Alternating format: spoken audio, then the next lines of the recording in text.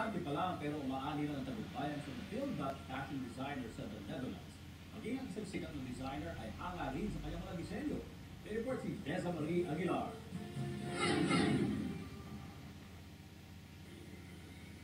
Muling pinalagpakan ng koleksyon ng Phil Dutch fashion designer na si Jonathan Hofwegen sa Amsterdam International Fashion Week. Ipinarada ang koleksyon ng Hofwegen na tinawag niyang Personatus. My collections and my work is to break the boundaries between male and female. Like, menswear is just so strict and so bound, and I just want to break those boundaries and be more open to what men can wear.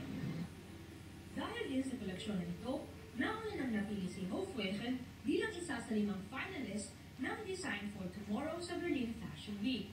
Pati ang sikat na designer na si Marc Jacobs ay humanga sa kanyang koleksyon. Proud si Jonathan na gamitin ang mga lokal na material galing sa Pilipinas sa paggawa ng kanyang mga damit. Unique daw ang mga fabrics mula sa Pilipinas.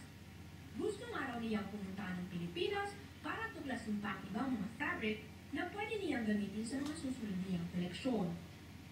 I want to do that for the next collection, like get in touch with locals and make really nice fabrics that you can show what the Philippines is capable of. At sa tagumpay ng anak, buong pagmamalaki naman ang ina ni Jonathan na isang Pinay. Ang kasabi ng nanay ko, kahit nahirap tayo,